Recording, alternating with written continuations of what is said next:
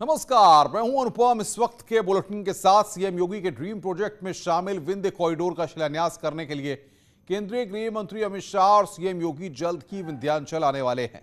1 अगस्त को उनके आने की संभावना है। इसको लेकर तैयारियां तेज हो गई हैं। जिलाधिकारी ने इसकी तैयारी को लेकर निरीक्षण किया है और जो भी कमियां नजर आईं उसे जल्द से जल्द दूर करने का निर्देश दिया है। विंध्य कॉरिडोर का निर्माण होने से दूरदराज से आने वाले श्रद्धालुओं को काफी सहूलियत होगी। देखिए, जो विंध्य कॉरिडोर हमारा प्रोजेक्ट है उसका अभी शिलान्यास प्रस्तावित है और 1 अगस्त को प्रस्तावित है। तो उसी की दृष्टि से मैं यहाँ तैयारी की समीक्षा करने आया था और यहाँ पे हमने जो प्रॉपर्टी थी वो परचेज कर ली और उसमें से अधिकांशतः प्रॉपर्टी ध्वस्त भी की जा चुकी है। लेकिन देखने में आ रहा है कि लोग अभी भी दुकानों को आगे बढ़ कर के और उन पे अस्थायी रूप की दुकानें बना करके आगे बढ़ रहे हैं, तो उनको मना किया गया है। अलीगढ़ के जवां इलाके के अनूप शहर हाईवे पर बाइक लोहे की सरिया से भरे ट्रक में जा घुसी। हादसे में 3 मजदूरों की दर्दनाक मौत हो गई। सूचना पर पहुंची पुलिस ने मजदूरों के शवों को पोस्टमार्टम के लिए भिजवा दिया है। बताया जा रहा है कि होटल से खाना खाने के बाद वापस काम पर लौट रहे बाइक सवार मजदूरों की तेज रफ्तार बाइक सरियों से भरे ट्रक में जा घुसी, जिससे यह हादसा हो गया।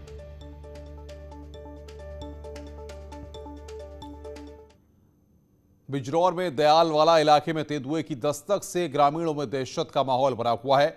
आए दिन तेंदुए पशुओं को शिकार बना रहे हैं। तेंदुए का पालतू कुत्ते के बच्चे को लेकर पेड़ पर चढ़ने का वीडियो वायरल हो रहा है। ग्रामीणों ने वन विभाग को ही तेंदुए के दिखने की सूचना दी।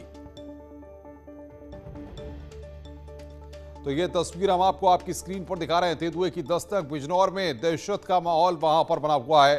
पेड़ पर चढ़ते हुए तस्वीर हम आपको दिखा रहे हैं। पशुओं को वहां पर अपना शिकार बना रहा है तेंदुआ।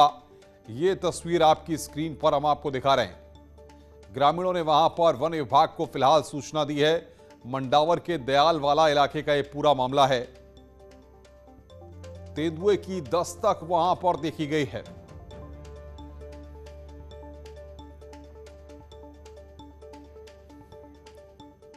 आगे बढ़ते हैं। मेरठ के चौली इलाके के गांव में उस वक्त अजीब हालात हो गए जब एक भैंस खूंटा तोड़कर जीने के रास्ते छत पर जा चढ़ी। ये देख उसे नीचे उतारने की कोशिशें शुरू हो गई। कभी उसे चारा खिलाने के बहाने नीचे उतारने की कोशिश की गई तो कभी कोई और जतन किया गया, लेकिन भैंस छत से नहीं उतरी। करीब 4.5 घंटे तक ये सब चलता रहा। बुलडोजर भी मंगाया गया, जिसे देखकर भैंस और भड़क गई। फिर तक हार कर ग्रामीणों ने क्रेन का इंतजाम किया और क्रेन के सहारे भैंस को नीचे उतारा गया। भैंस को क्रेन से उतारने की तस्वीर सोशल मीडिया पर लगातार वायरल हो रही है।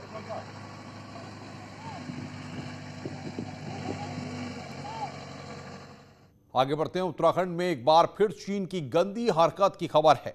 चमोली के बड़ा होती में चीन ने एक बार फिर नजर गड़ाई है और रिपोर्ट्स हैं कि चीन के सैनिक वहां नजर भी आए हैं।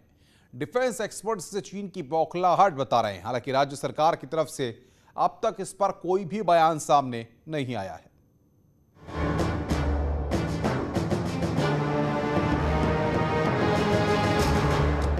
जहां जहां भी चीन की सीमा भारत से लगती है, वहां चीन जानबूझकर भारत को उकसाने की कोशिश करता है। ऐसा ही एक बार फिर हुआ है। खबर है कि बीते हफ्ते 15 से 16 जुलाई को चमोली के बड़ा होती में 40 चीनी सैनिक गश्त करते देखे गए।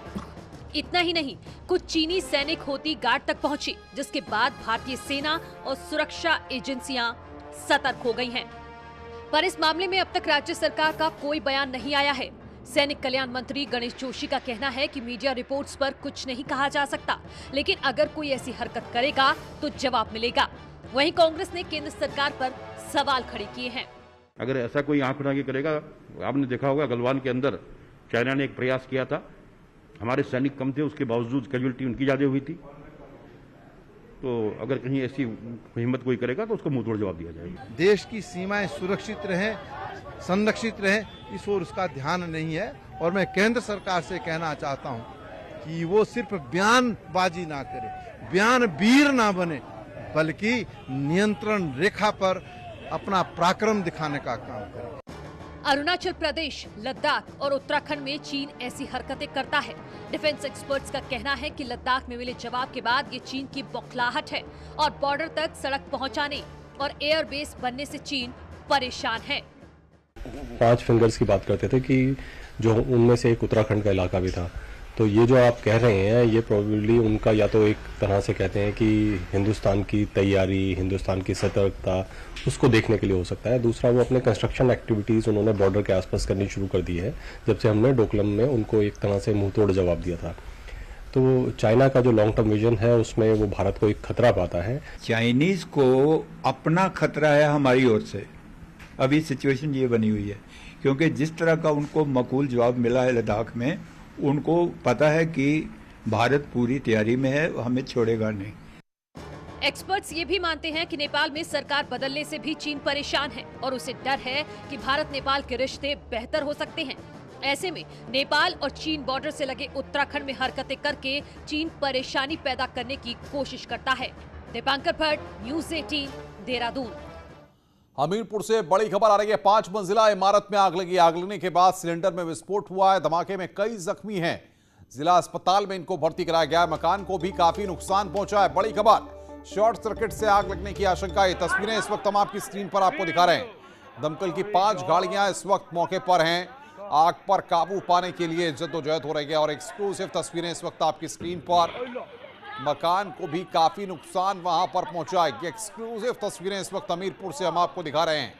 शॉर्ट सर्किट से आग लगने की आशंका वहां पर जताई जा रही है।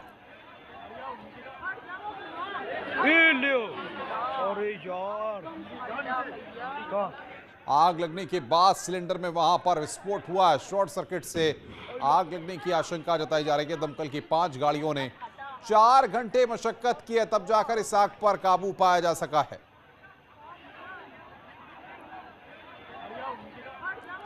तो दमकल की 5 गाड़ियों ने वहां पर मशक्कत की है और तब जाकर इस आग पर काबू पाया जा सका है। आग लगने के बाद सिलेंडर में वहां पर विस्फोट हुआ। मकान को भी काफी नुकसान पहुंचा है। शॉर्ट सर्किट से आग लगने की आशंका जताई जा रही है। ये एक्सक्लूसिव तस्वीरें इस वक्त हम आपकी स्क्रीन पर आपको दिखा रहे हैं। सहारनपुर में पहाड़ी इलाकों में हो रही मूसलाधार बारिश के चलते नदियां उफान पर हैं। फिर भी लोग जान जोखिम में डालकर नदी पार कर रहे हैं। तस्वीरों में आप देख सकते हैं कि पानी के तेज बहाव के बावजूद लोग किस तरह से नदी पार कर रहे हैं। इसी चक्कर में एक कार पानी के तेज बहाव के बीच फंस गई। कार सवार लोगों ने भागकर अपनी जान बचाई है। ग्रामीण कार को पानी से बाहर निकालने में जुटे हुए हैं। रेस्क्यू के लिए दूसरी गाड़ियों की भी मदद ली जा रही है।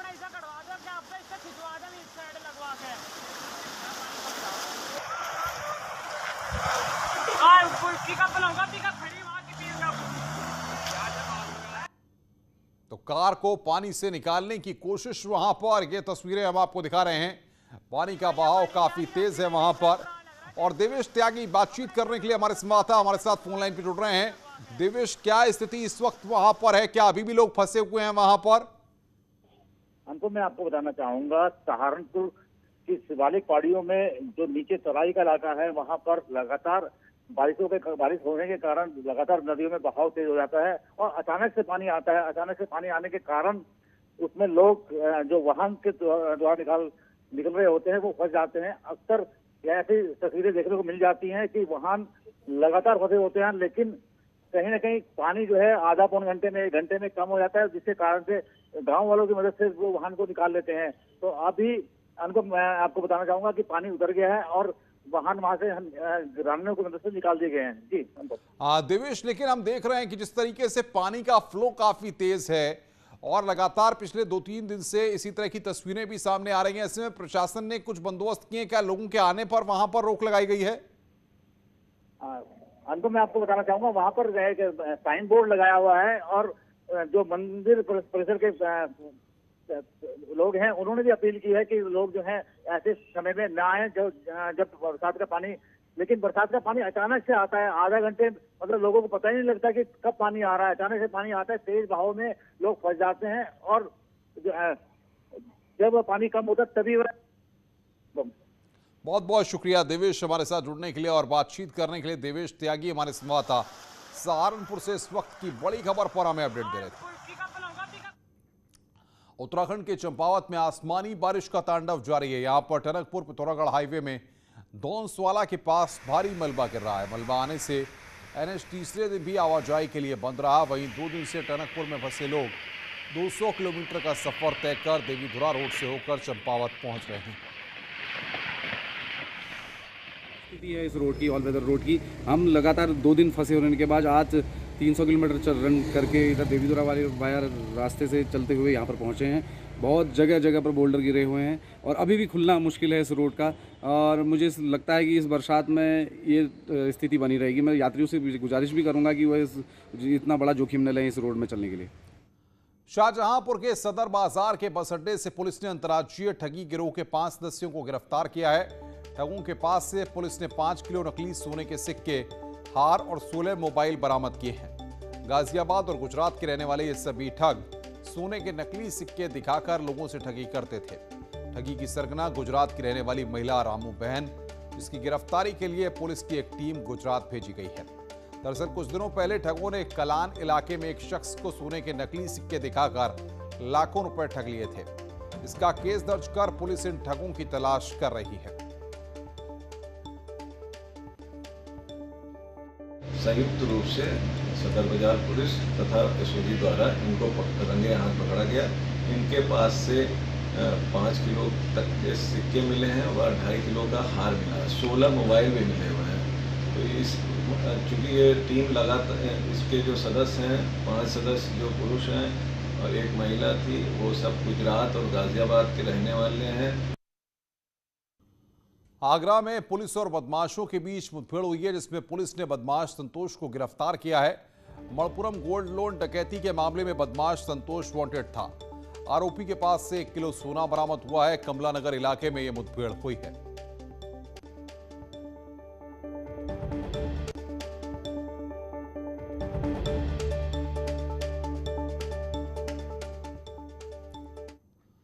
खबर सहारनपुर से, जहां पर सड़क पर महिला से चेन स्नैचिंग का सीसीटीवी फुटेज सामने आया है।